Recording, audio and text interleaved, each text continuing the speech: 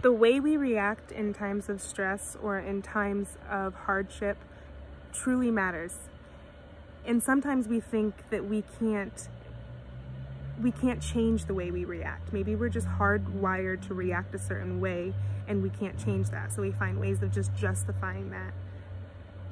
But one of the ways that I've found that I can plan for more success in how I'm going to respond to something that might take me by surprise, or maybe how I'm going to respond to some kind of hardship or hurt or pain that I'm going through, or even just frustration that I'm going through. How am I going to handle myself when I know that that happens? It happens to me all the time.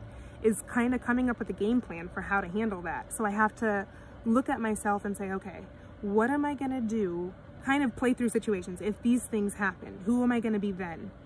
How do I stay the most consistent I can be in a way that when something happens, my initial reaction isn't just the worst one. Maybe if you were a teenager and you were someone who fought a lot with people, maybe your reaction is violence. Or maybe if you were a teenager and you were like verbally abusive, or maybe someone verbally abused you, so then you in turn verbally abuse those around you, and it's like, well, so maybe your response when you're in a situation where you're backed against the wall is to verbally abuse people, is to respond with like sharpness of your tongue, or maybe whatever it is, that it's a reaction.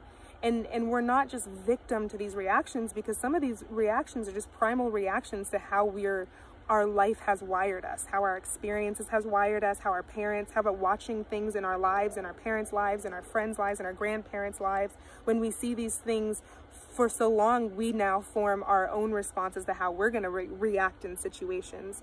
And so I think, again, the way that we can kind of avoid just being reactive, like being a slave to our reactions, meaning it's just like, I can't do anything, this is just how I respond, this is just who I am, I'm hardwired this way, is that we make a game plan for what it's going to look like when we're pressed against the wall, and we practice those kind of things. We practice when we're frustrated, putting on love. We practice when we're angry or bitter or moody. We practice putting it on now, and we practice it so much that it becomes maybe a first response to when you see somebody, you smile.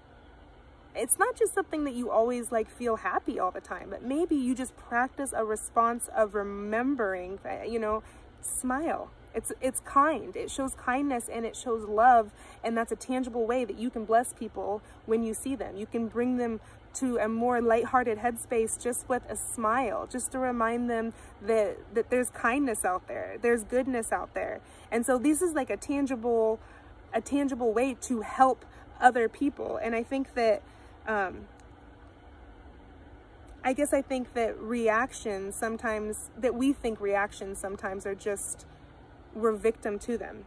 And I want to encourage people that life takes planning. Hard work is involved constantly for any kind of success. It's not just, we might think we've succeeded in something without any work, but then we find later that really wasn't true success. True success, it takes work. And not to just be discouraged from the work you need to put in, because it'll bless you and it'll bless those around you later when you look at these things. When you look at, okay, why am I responding this way, and how am I trying to respond? Who am I trying to be in moments where circumstances, life is shook up? Who am I trying to be? And reminding yourself that you're trying to be someone who's consistent, because love is consistent.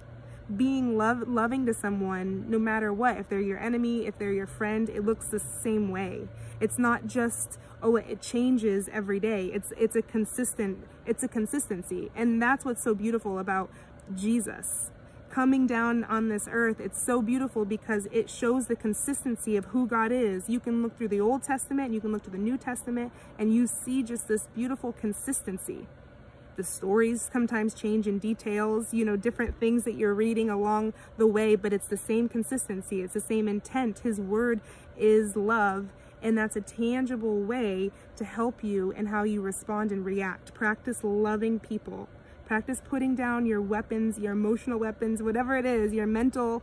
Practice putting those down and remembering who you're called to be, and that's to be a representation of love always. And in doing that and remembering who you're called to be, it'll help how you respond when you feel backed against the wall.